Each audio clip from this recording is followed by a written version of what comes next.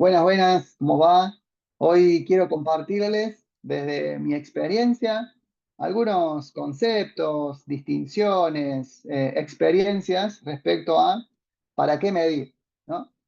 Y para empezar a conectarnos con el tema de las métricas, te invito a que pienses, ¿para qué mide una persona que se dedica a vender frutas y verduras? Te invito ahí a que lo pienses, reflexiones y si querés y podés, lo registres en algún lado. ¿Para qué crees que mide una persona que se dedica a vender frutas y verduras? Y en esa misma línea te pregunto, ¿para qué crees que mide una persona que se dedica a la arquitectura? Y de nuevo, si querés y podés, registrarlo ahí en algún lado. ¿Para qué miden una persona que se dedica a vender frutas y verduras y una persona que se dedica a la arquitectura? ¿Y qué pasaría si no midieran? Y con esto cerramos estas preguntas como de conexión, ¿no? Te preguntaba recién de para qué miden, y si no miden, ¿qué pasa? ¿Qué pasa si no mide la persona que se dedica a vender frutas y verduras? ¿Qué pasa si no mide la persona que se dedica a la arquitectura? Y de nuevo, registra ahí qué pasaría si no midieran. Quiero invitarte acá a compartirte algunos tips desde mi experiencia de para qué medir. Hay mucho más, solo elegí estos cuatro, que por un lado tienen que ver con el monitoreo, ¿no? Monitorear si lo que estamos haciendo está generando valor, está generando impacto, identificar tendencias, patrones, si vamos por el buen camino, ¿no? Monitorear el valor de lo que estamos realizando. Además, tomar decisiones a partir de esta métrica, a partir de esta información que nos va dando el medir lo que estamos haciendo, nos permite tomar decisiones basadas en datos y no basadas en supuestos o percepciones u opiniones. Tomar mejores decisiones. Para eso nos permite por ahí tener métricas. Por otro lado, el aprendizaje, poder identificar qué está funcionando, qué no está funcionando. Tener una métrica nos permite identificar eso y a partir de eso la identificación de oportunidades e implementar acciones de mejora. Por lo tanto, nos permite también la mejora continua. Entonces, algunas de las cosas del para qué medir son poder monitorear nuestro aporte de valor, tomar mejores decisiones basadas en datos, aprendizaje y a partir de ese aprendizaje la mejora continua. Y de nuevo, hay mucho, mucho, mucho más. Entonces, ¿qué valor les daría a la persona que vende frutas y verduras si midieran el alto de una manzana, por ejemplo? ¿O qué valor le daría a la persona que se dedica a la arquitectura medir el peso de un ladrillo? ¿Qué valor le daría? Piensen, alineado con lo que habían iniciado recién de el para qué miden, ¿no? ¿Qué valor le daría medir esto? ¿Y para qué traigo esto? Porque en el contexto actual, en la actualidad, hay como exceso de datos. Tenemos datos de muchas cosas y la invitación es a no caer en el exceso de métricas, en no medir todo. Entonces, la clave acá está en identificar y elegir qué medir. Esta es la clave. No medir todo, sino identificar qué medir. Y en ese identificar qué medir, quiero compartirles algunos tipos de métricas para que tengan presente a la hora de elegir en cada uno de sus equipos qué medir, ¿no? Por un lado, tenemos las métricas cuantitativas y cualitativas. Las cuantitativas son las que se expresan en números y pueden ser medidas de manera precisa y objetiva. Por ejemplo, la cantidad de ventas que realiza un equipo. Esa es una métrica cuantitativa. Y las métricas cualitativas son las que se expresan en palabras, ¿no? Sensaciones, opiniones, y en general son subjetivas. Por ejemplo, el feedback de usuarios. Entonces, primera distinción de tipos de métricas cuantitativas o cualitativas. No quiere decir que sea una mejor que otra, podemos tener las dos y complementarse, ¿no? Por otro lado, tenemos métricas vanidosas y métricas accionables. Las métricas vanidosas son las que a priori pueden parecer impresionantes, pero la realidad es que no nos proporcionan información útil para la toma de decisiones. Por ejemplo, la cantidad de seguidores que tenemos en una red social o la cantidad de likes que se le dan a algunas publicaciones Y por otro lado tenemos las métricas accionables, que son las que realmente sí nos proporcionan información útil y clara para la toma de decisiones. Por ejemplo, la tasa de conversión. De nuevo, no quiere decir que una esté bien y la otra esté mal, todo es contextual y va a depender de lo que estemos buscando.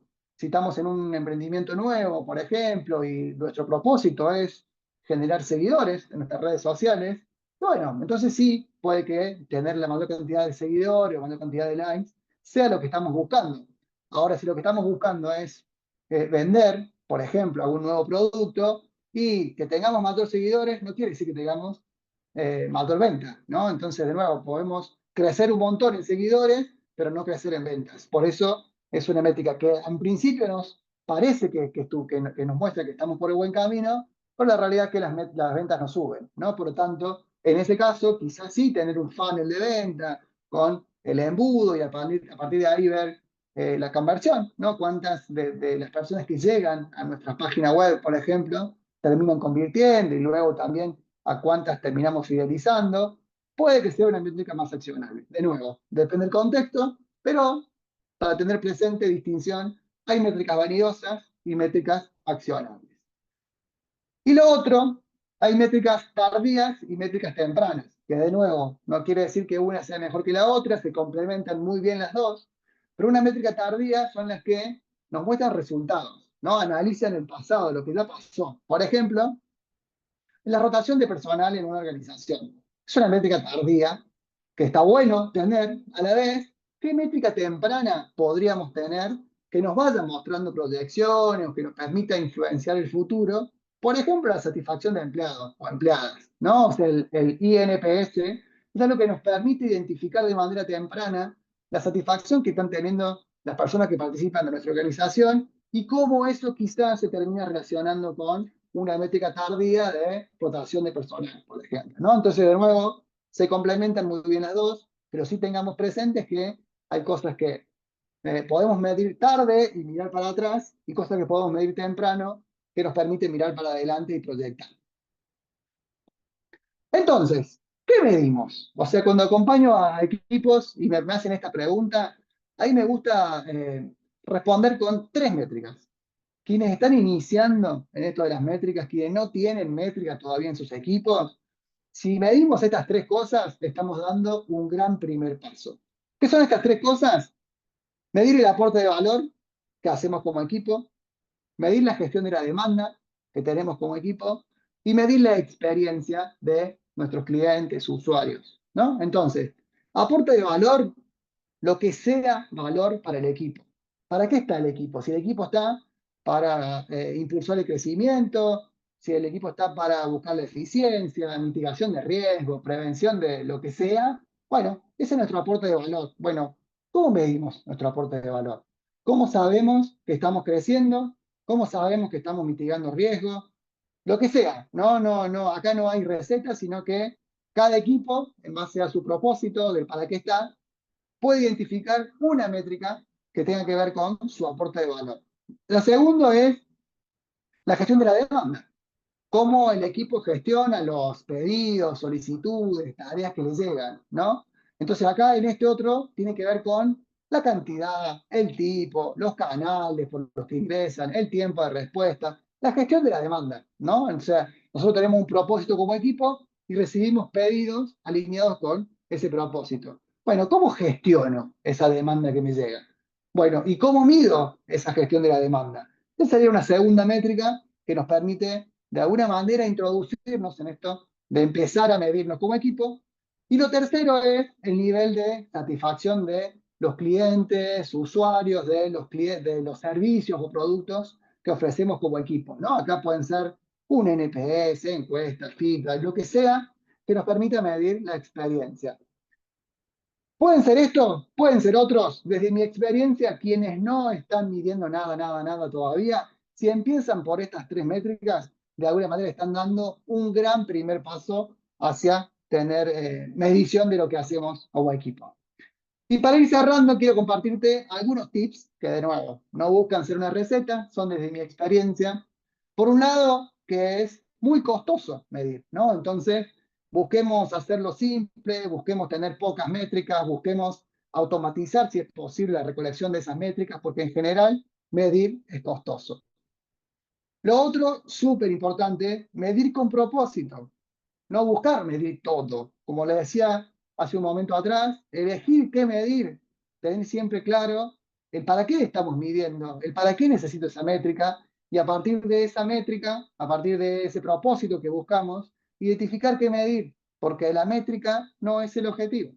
La métrica es algo que nos va a estar mostrando si estamos en pos de ese objetivo, ¿no? Entonces, el segundo tip es medir con propósito, no usar una sola métrica, usar más de una métrica, ¿no? O sea, no considerar solo una perspectiva, porque muchas veces lo que nos pasa es que si impulsamos evolucionando alguna métrica, quizás estamos afectando otra, ¿no? Entonces, por ejemplo, no impulsar las ventas afectando la experiencia, por ejemplo, ¿no? Entonces, cómo se complementa la experiencia por el crecimiento. Bueno, por ahí ver cómo buscar métricas complementarias que nos permitan identificar cómo estamos aportando valor. El otro tip es desconfiar de las métricas, no sacar conclusiones precipitadamente o apurados de lo que nos trae la métrica.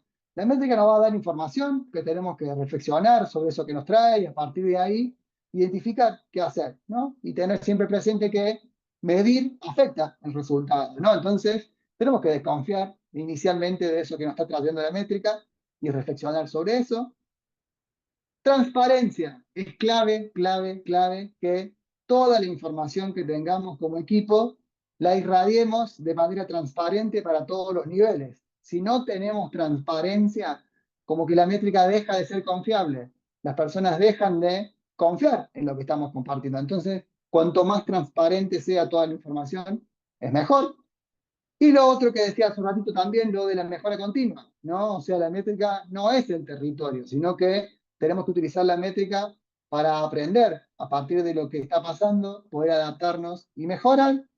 Y lo otro que desde mi experiencia es súper recomendable no usar las métricas como incentivo, ¿no? Porque esto puede funcionar en el corto plazo, pero no es sostenible y tenemos como el riesgo de que se pierda de vista el propósito, del para qué estamos midiendo, ¿no? Entonces, de nuevo, desde mi experiencia, estos son algunos de los tips a tener presentes a la hora de medir. Entonces, hasta acá este pequeño video para compartirles desde mi experiencia, para qué medir. Espero que sea de valor. Cualquier cosa, la seguimos. Gracias. Nos vemos.